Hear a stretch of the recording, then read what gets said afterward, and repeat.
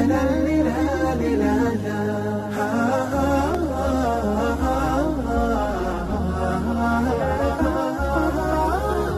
كتاب الله قلبي صار حي. Mengapa hanya Nabi Muhammad yang diisrakan? Kenapa Nabi sebelumnya tidak? Nabi banyak. Di antara Nabi yang banyak itu diangkat Rasul sedikit. Di antara yang Rasul itu ada lagi 5 orang ulul azmi. Di antara ulul azmi itu ada tinggal lagi 1 Muhammad. Itu kekhususan Nabi Muhammad sallallahu alaihi wasallam. Sama dengan prestasi tentara angkatan laut diperkecil lagi, bintara diperkecil lagi, perwira diperkecil lagi, ada utusan khusus. Kenapa? Allah mengangkat derajat dia. Itu hak prerogatif Allah. Ini hambanya yang dimuliakannya. Kenapa diangkatnya? Linuriyahu min ayatina. Karena Allah cinta kepadanya. Allah mau tunjukkan kuasanya kepada Muhammad sallallahu alaihi wasallam. Nabi Muhammad yang Isra jasadnya apa ruhnya? Sepakat ahli sunnah wal jamaah, Isra Mi'raj itu ruh beserta dengan jasad. Karena kalau cuma ruhnya, Abu Jahal sama Abu Lahab pasti tidak marah. Saya tadi malam pergi ke Australia, habis itu ke Amerika, habis itu ke Eropa, habis itu balik ke Surabaya.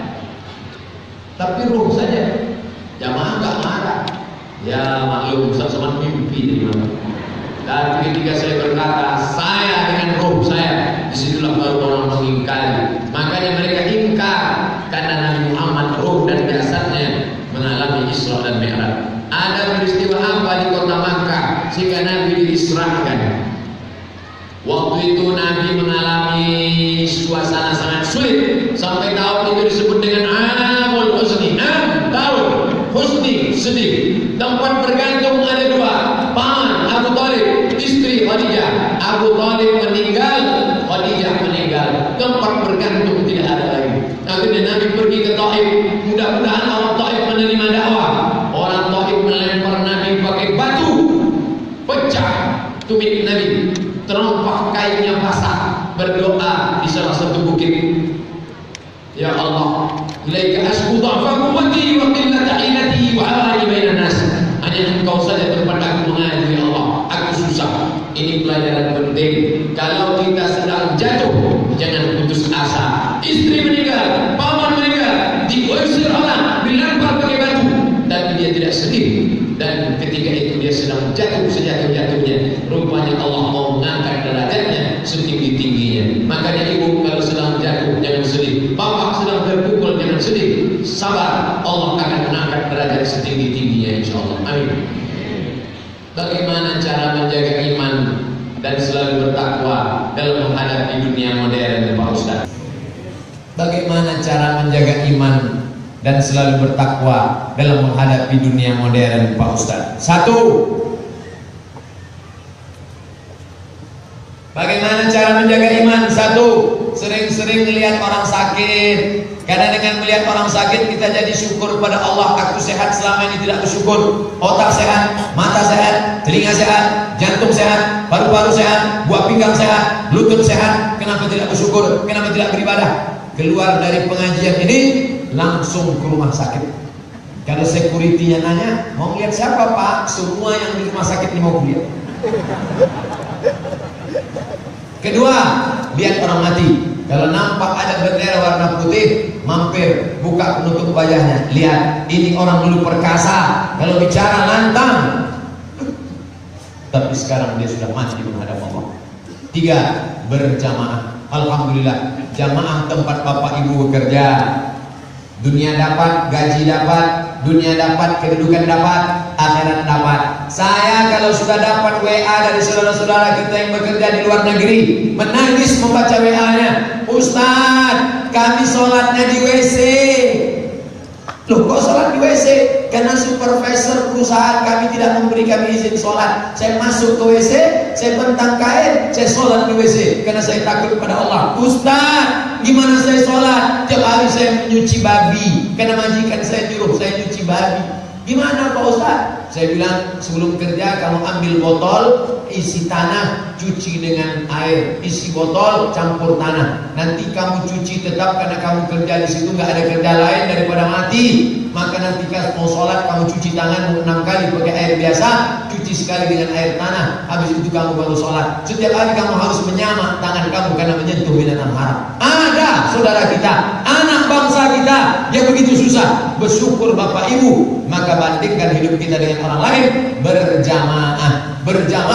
Serigala hanya akan menerkam kambing yang memisahkan diri dari jamaah. Jangan memisahkan diri dari jamaah. Bersyukur kepada Allah, pimpinan kita tidak melarang kita beribadah, pimpinan kita malah mensupport kita beribadah, diberikan fasilitas yang luar biasa. Maka bangkitkan semangat beribadah. Bagaimana cara meyakinkan peristiwa Isra Mi'raj suatu kebenaran yang harus diyakini pada anak-anak kami yang kecil? Oh, mudah saja. Nah, ini ada pesawat. Kalau kita jalan kaki dari Surabaya ke Jakarta, jalan kaki kita bisa 1 bulan. Tapi kalau naik pesawat itu 1,5 jam.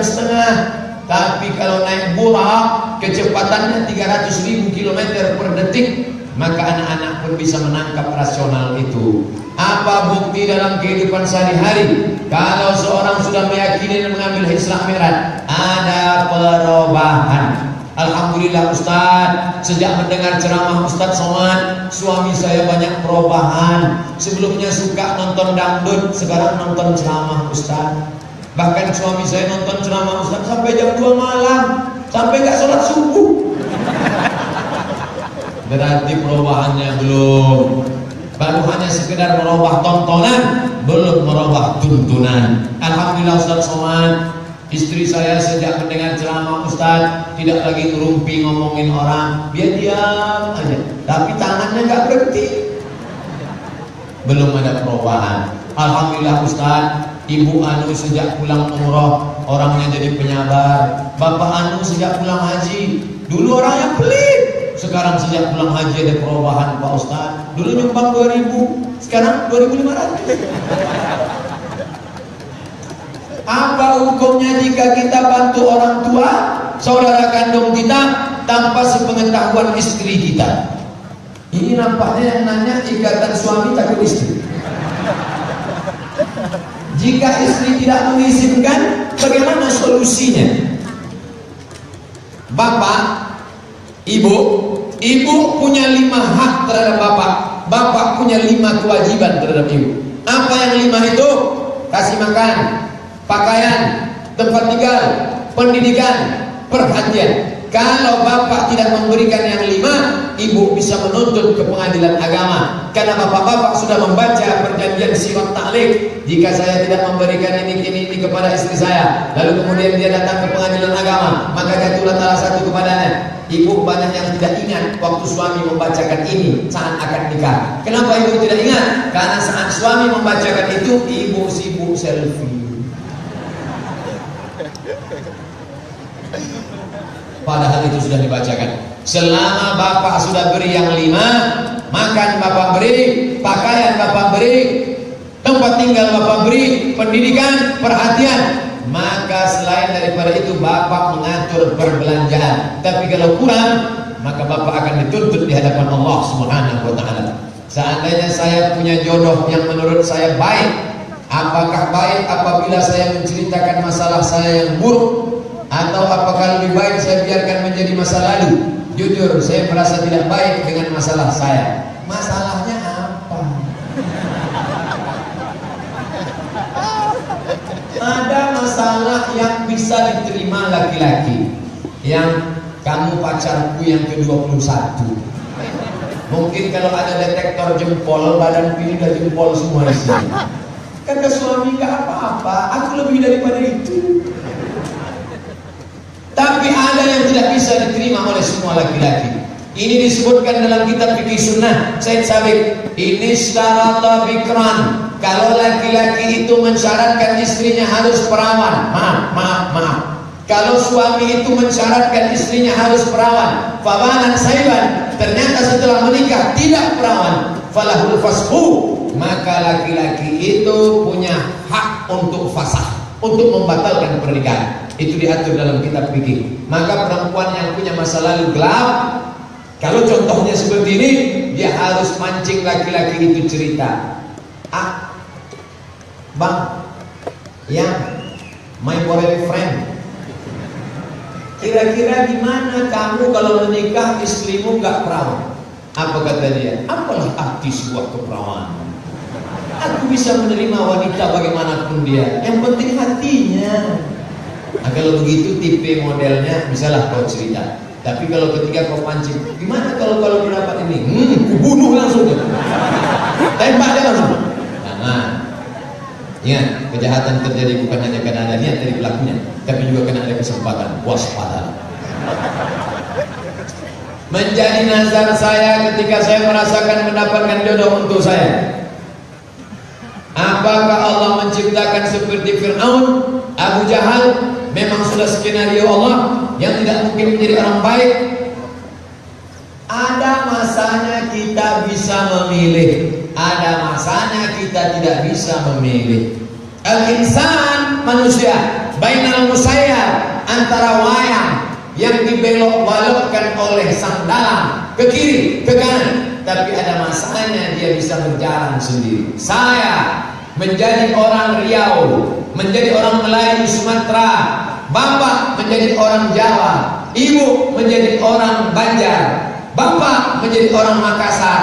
Itu bukan pilihan kita, itu Allah yang memilih. Tidak pernah malaikat datang bawa kertas multiple choice. Kau mau jadi apa? A. Arab, B. Batak, C. Cina. Maka saya menjadi orang Melayu Riau. Ini kemauan saya atau kemauan Allah? Kemauan Allah. Saya tidak bisa komplain. Saya tidak bisa komplain sama Allah. Ya Allah, kenapa kau jadikan aku orang Indonesia? Kenapa mataku tidak biru? Kenapa hidungku tidak mancung? Kenapa rambutku tidak pirang? Terima saja apa adanya. Cukuplah seganteng ini saja. Tidak komplain. Tapi ada masanya kau memilih. Tadi saya disuruh memilih ceramah pakai mimbar, pakai meja, atau pakai mikrofon di depan. Tadi pilih, Ustaz pilih ini atau ini? Saya pilih. Supaya apa? Supaya saya tidak jalan-jalan. Ustaz mau duduk tadi malam di Sidogiri. Ustaz mau duduk atau berdiri? Saya mau duduk. Tadi disuruh pilihan, Ustaz mau pilih kopi atau pilih teh? Saya pilih teh. Itu pilihan. Ada saatnya kita memilih, ada saatnya tidak bisa memilih. Pada saat tidak bisa memilih, kita tak bisa komplain. Siang ini bapak di antara dua pilihan, ikut ngaji atau shopping. Bapak, ibu, ini hari libur, hari Ahad. Ibu dua pilihan, ikut pengajian atau ke mall. Pengajian atau ke mall? Pengajian atau ke mall? Pengajian atau ke mall? Kita ke mall atau pengajian? Aku ikut pengajian. Ayolah ke mall sekali-sekali aja. Pengajian. Nanti aku yang bayar. Oke. Kita diberi Allah telinga, pakai.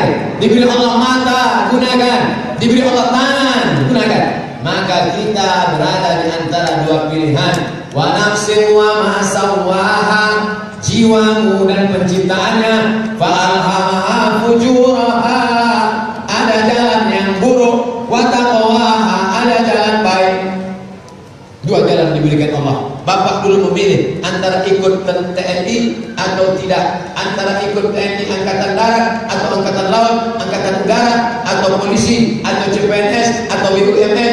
Kita berada di antara dua pilihan. Maka saatnya ada memilih, tapi ada saatnya kita tidak bisa memilih.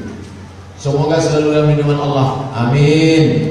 Bagaimana jika seorang akan menikah wanita yang tidak punya binti, tidak memiliki ayah yang sah? Bagaimana hukumnya serta tata cara menikahinya? Pertama, orang yang tidak punya ayah, maka binti ibunya, pakai nama ibu. Kalau mau pakai bapak juga, binti Abdillah. Abdillah itu hamba Allah. Bapaknya siapa? Hamba Allah. Yang kedua, nanti waktu nikah hamba Allah itu tidak ada. Siapa walinya? Fasultanu waliyun man la waliyalaha. Wali hakim menjadi wali bagi perempuan yang tidak ada walinya. Wali hakim itu siapa? Pak Kua. Pak Kua, ibu yang tidak ada punya ayah, segera ke Pak Kua. Pak Kua, nikahkan saya karena saya tidak punya wali. Wali murid dan wali kelas tidak bisa. Apakah suami dan istri bisa ketemu di surga? Orang yang nanya begini biasanya dua kemungkinan. Pertama, dia takut berpisah. Yang kedua, dia udah bosan ketemu di sini.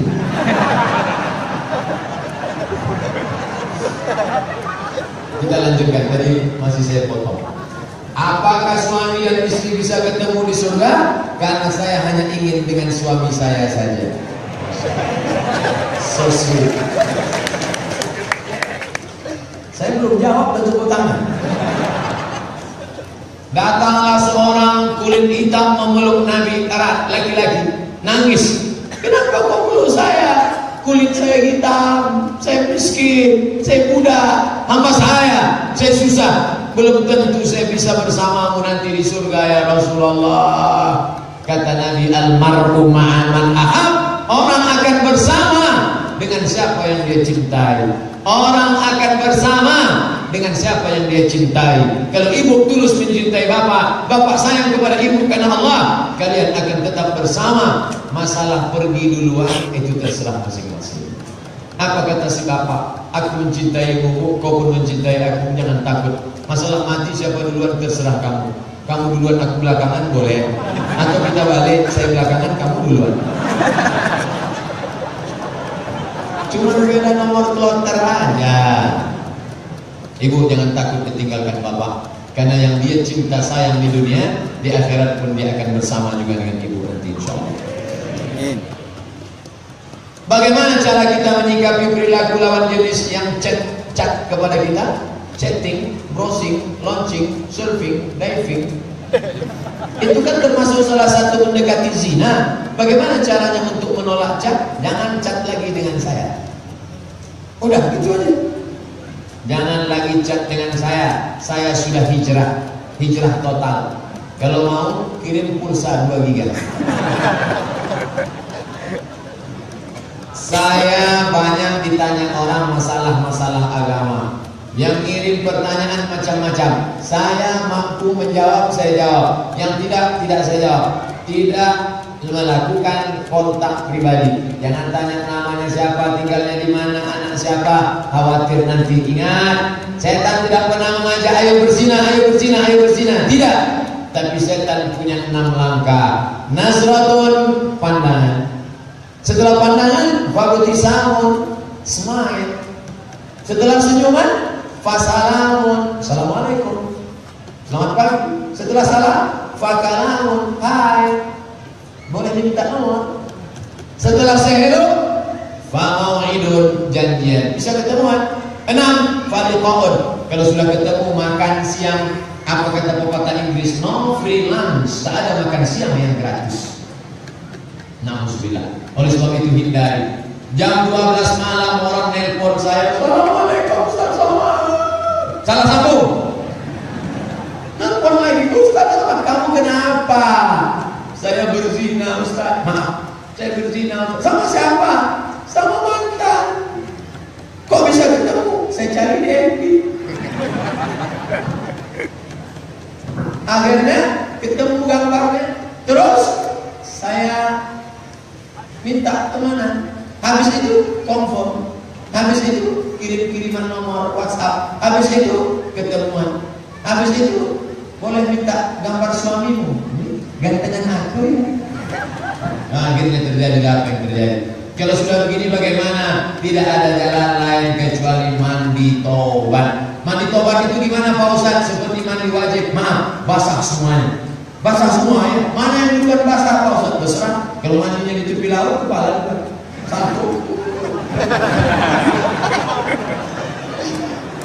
Habis mandi taubat, sholat sunat taubat 2 rakaat. Usolli sunnatat taubat raka'ataini lillahi ta'ala. Allahu Akbar. Yang Nahdlatul Ulama, yang NU, yang Muhammadiyah enggak pakai usolli, enggak pakai usolli. Allah. Enggak usah dipermasalahkan masalah usolli. Bagaimana cara kita menyikapi orang tua kita yang kurang paham akan agama dan sulit sekali dikasih tahu? Kamu jangan ceramahi bapakmu. Jangan pulang dari sini panggil papa, mama, duduk. Assalamualaikum warahmatullah. Takutlah kamu kepada Allah. saja kepada orang yang kira-kira ngomongnya didengar bapakmu. Kira-kira bapakmu ngomong orang siapa yang dia dengar? Atasannya. Kebetulan dia tentara, kebetulan dia TNI Angkatan Laut, dia punya atasan, ngomong ke atasannya, atasannya ngomong dengan dia. Atau kalau kamu takut, kirimkan video pendek 2 menit. Nah, rekam. Dekat kamera. Itu kameranya hidup kan? Nanti potong, kirimkan video pendek. Assalamualaikum warahmatullahi wabarakatuh. Hai bapak-bapak yang belum juga tobat, ingat kalian sudah mau mati bawah tanah. Takutlah kepada Allah. Anak kalian sudah hijrah, kalian belum juga lagi. Ingat, kalian bisa mati karena jantung koroner, kalian bisa mati karena batuk, kalian bisa mati karena digigit nyamuk. Kalau mati apa yang akan kalian bawa? Kalian mesti sholat, kalian mesti zakat, kalian mesti sedekah, kalian mesti mati husnul khatimah. Like and share. Bapak yang dimuliakan Allah, saya baru pertama kali di tengah bapak-bapak TNI Angkatan Laut, tapi rasanya kok sudah ketemu lama rasanya. Masya Allah. Padahal tadi saya sempat ragu, ini ceramah di ruang terbuka. Ceramah di ruang terbuka dengan tertutup enak tertutup, karena masyarakat ingin fokus. Ini sulit untuk fokus melihat pemandangan. Yang kedua, jamnya jam-jam darurat emergensi. Yang ketiga, mikrofon suaranya lepas. Saya tadi berpikir ini nampaknya pengajian cuma kultum aja nih, kuliah 7 menit atau paling lama kulibas, kuliah 15 menit. Tapi ternyata bisa bertahan sampai jam 1, jam 2 lewat 10 menit. Saya sudah ceramah 70 menit, kultum kuliah 70 menit. Mudah-mudahan bermanfaat jadi bekal kita. Ceramah sudah, jawab pertanyaan sudah. Yang ketiga, kita berdoa kepada Allah diberikan kesuksesan dunia akhirat untuk keluarga besar TNI Angkatan Laut. Ala hadhihi niyah wa kulli niyatin salihah. Al-Fatihah. A'udzu billahi minasy syaithanir rajim. Bismillahirrahmanirrahim. Alhamdulillahi rabbil alamin. Ar-Rahmanir Rahim. Maliki yaumiddin. Iyyaka na'budu wa iyyaka nasta'in. Ihdinas siratal mustaqim. Siratal ladzina an'amta 'alaihim ghairil maghdubi 'alaihim waladdallin. Amin. Alhamdulillahirabbil alamin wassalatu wassalamu ala asyrafil anbiya'i wal mursalin sayyidina wa maulana Muhammadin wa ala alihi wa ashabihi ajma'in. Allahumma anzil rahmata wa salamata wal barakata ala hadhihi jamaah. Turunkanlah keselamatan, kerahmatan, keberkahan kepada seluruh jamaah TNI Angkatan Laut ya Allah. Allahumma barik lana fi arzaqina, berikan berkah pada rezeki yang Kau titipkan pada kami. Wa barik lana fi auladina, berikan berkah pada anak-anak kami. Allahumma ij'alhum auladan wa banatin salihin wa salihat, jadikan mereka anak-anak yang saleh dan salihah, min hufadzil Quran, menjadi para penghafal Quran ya Allah. Allahumma dafa'an al-ghala wal waba wal fahsya wal riba wal zina wal munkar, jauhkan kami dari malapetaka, bencana, riba, zina, narkoba, LGBT, perbuatan keji dan munkar ya Allah.